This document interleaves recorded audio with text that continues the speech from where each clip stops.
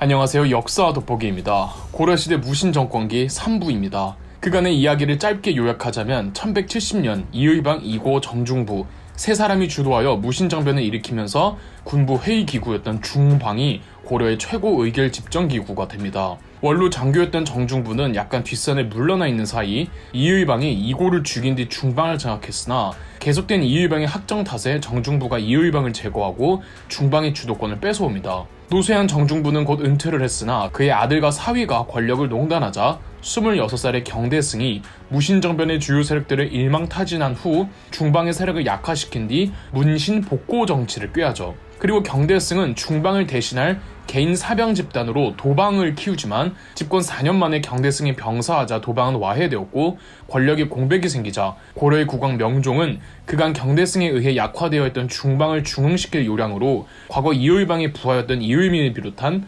무신정변 세력들을 다시 등용합니다. 이렇게 포악하기 그지없는 이의민은 무신정권의 네 번째 집권자가 되었는데 이미 한번 경대승에 의해 무신정권의 기반이 흔들렸고 무신정변의 핵심 세력과 세대들은 자기들끼리 싸우며 서로 숙청되는 과정에서 중역들이 많이 비어있는 상태였습니다. 국왕 명종의 부름덕에 이의민이 공식적인 집권자가 되었지만 이의민은 천민 출신이다 보니 정치력이 매우 부족했고 특유의 불같은 성격 때문에 그 지지층도 두텁지 못했습니다. 그러다 보니 이의민은 조원정, 두경승 세 사람과 함께 연합해가는 이의방, 이고, 정중부의 이은 제2차 삼두정 느낌으로 고려 조정을 지탱해 갔습니다. 이의민, 조원정, 두경승 세 사람도 1대1대1의 구도로 사이가 매우 안 좋았습니다. 이의민은 명종이 직접 발탁해서 조정의 주요 직위를 내렸잖아요. 그러면 이의민 세상인 줄 보이지만 명종은 조원정, 두경승도 등용해서 독보적인 1인자가 나오지 않게끔 하는 것이 허수아비 국왕 명종이 내린 정치적 판단이었습니다. 두경승의 장점은 나머지 두 명에게 없는 품위와 체면이 있었고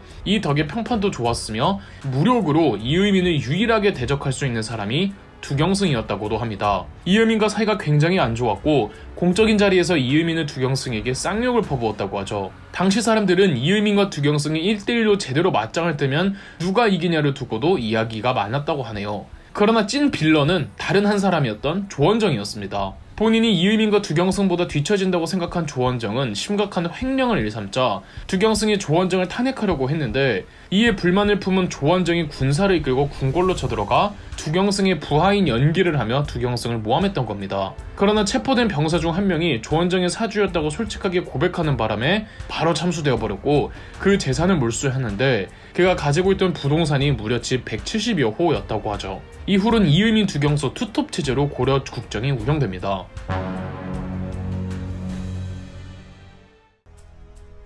1193년 어느덧 무신정권기도 30년을 향해 달려가고 있던 시점에서 경상도의 운문과 초전 지역에서 김삼이 효심의 난이라는 농민 봉기가 터집니다. 지배층들의 권리가 아닌 피지배층들의 반란이라는 점에서 충격적인데 가뜩이나 이 반란 규모가 경상도 전체로 퍼졌음에도 고려 조정은 이들을 조속하게 진압하고 있지 못하는 실정이었죠. 반란 규모가 무시할 수 없을 정도가 되니까 김삼이와 효심은 더 확실한 반란 규모 확대를 위해 신라를 부흥시키겠다며 신라 부흥운동을 반란의 명분으로 삼습니다. 계속 반란을 진압하지 못하고 있는 상황에서 이의민은 생각 없는 짓을 해버리는데요. 김삼이 효심과 비밀리에 연락을 해서 반란에 성공하면 이의민을 새로운 국왕으로 즉위시키려는 움직임이 포착이 된 겁니다. 애당초 김삼이 효심이 뜬금없이 신라 부흥운동을 전개할 이유가 없어요. 그런데 이의민의 고향이 어디냐? 옛 신라의 수도인 경주였습니다. 김삼이 효심이 느닷없이 신라 부흥운동을 반란의 명분으로 내건 건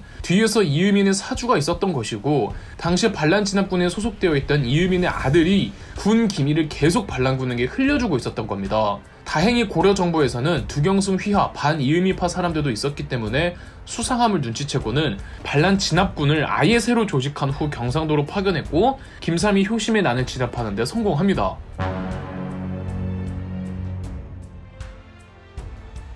그러나 다들 이의민에 대해 심증만 있을 뿐 물증이 없던 상황에서 이의민을 벌할 수가 없었고 아무리 두경승이 있다지만 이의민을 처벌하려고 움직인다는 행위 자체는 내전이나 다름없었습니다.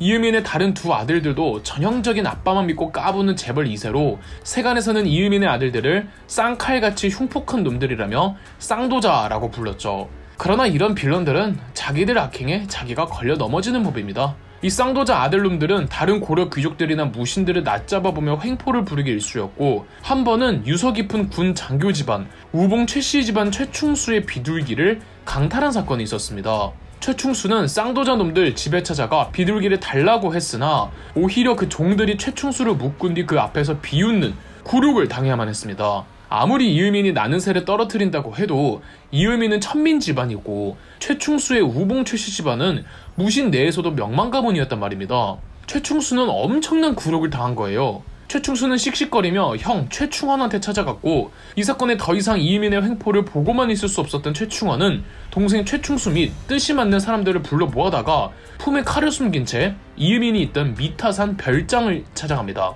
별 의심 없이 이의민이 최충원, 최충수 형제를 맞이했을 때 최충원이 숨기고 있던 칼을 꺼내 이의민의 뒤에서 이의민의 머리를 내리쳐 죽여버립니다. 아버지가 암살되었다는 소식에 이의민의 아들들이 군사를 일으켜 최충원을 치러 가지만 최충원 형제도 군사를 모은 뒤 시가전이 벌어졌고, 승리한 쪽은 최충원 형제 쪽이었습니다. 최충원은 부하들을 이의민의 고향 경주로 보내 그 일족을 모조리 멸족시켰고, 도망친 이의민의 아들들을 찾아내 처형시켰죠. 그간 고려 조정 내에서도 이의민에게 불만을 품고 있던 신하들이 많았던 겁니다. 이 신하들은 최충원을 지지하며 이의민파 세력들을 탄핵했고, 반기를 드는 이의민의 부하들은 최충원이 직접 군대를 이끌고 나가 토벌하고 진압하였죠. 정말 셀 수도 없을 정도의 사람들이 이때 갈려나갔습니다. 이렇게 중방을 완전하게 장악한 무신 정권의 5번째 집권자 최충원은 국왕 명종도 노렸습니다. 명종은 분명 무신 정권이 수립한 허수아비 왕이었지만 경대승 사후 직접 이의민, 두경승, 조원정 3두정을 수립시켜 군부 독재의 힘을 분리시킬 만큼 정치적 감각이 있었습니다. 최충원은 더 확실한 군부 독재를 위해서 명종은 다소 정치 계산이 빠른 것 같은 필요 없는 국왕이었죠. 최충원은 새로운 사회개혁안, 이른바 봉사10조를 명종에게 건의합니다만 그저 본인 쿠데타의 명분을 위한 건의였을 뿐이었습니다. 1196년 정변을 일으킨 최충원은 이후 국왕 명종의 측근들을 대거 내쫓더니, 원래 이의민의 정적은 두경승이었죠. 이 두경승과 그 일파도 깡그리 잡아 유배를 보내버립니다. 나름 두경승도 권력자였는데 두경승이 이렇게 쉽게 최충원에게 제껴진 건 이미 군권을 최충원이 장악한 후였으며 궁궐까지 포위한 상태였기 때문이었죠. 최충원은 궁궐을 점령한 상태에서 군사들을 내보내 명종더러 왕위에서 물러날 것과 궁궐에서 나올 것을 압박했고, 명종은 주변에 자신을 보필해주는 이 없이 궁궐에서 나와 최충원에게 향했는데 이때 비가 엄청 쏟아지고 있었다고 합니다. 아무리 그래도 한 나라의 국왕인데 온 몸이 비에 젖은 상태로 최충원의 지시대로 인근 별궁으로 들어가야 했고, 최충원은 그 별궁을 군대로 포위한 후 폐위된 명종을 유폐시켜버렸습니다. 그리고 명종의 동생 신종이 고려의 20대 새로운 왕으로 즉위하죠. 이렇게 5번째 집권자가 된 최충원은 2번째로 국왕을 강제로 폐위하고 감히 신하된 신분으로 국왕을 교체하는 독재자가 됩니다. 최충원과 더불어 동생 최충수 또한 막강한 권력을 누렸는데 이게 권력 앞에 피 없다고 형제들끼리도 묘한 경쟁관계에 놓입니다. 이때 최충수가 형 최충원의 상의도 없이 자기 딸을 새로운 국왕 신종의 며느리로 삼으려고 하는 게 아닙니까? 최충원은 분노하여 동생을 질책하자 화가 난 최충수는 군사를 일으켜 형제 간의 내전이 벌어집니다. 승자는 형 최충원, 동생 최충수는 싸움에 패배한 뒤 이리저리 도망치다가 추격군에게 발각되어 살해되죠. 동생마저 제거한 최충원은 무소불위의 권력자가 되었습니다. 그러나 최충원은 이전의 무신 집권자들과는 조금 달랐는데요. 어떻게 달랐는지 4부에서 찾아뵙겠습니다. 그럼 역사 돋보기였습니다. 영상 재미있으셨다면 구독과 좋아요, 알림 설정까지 해주시면 감사드리겠습니다.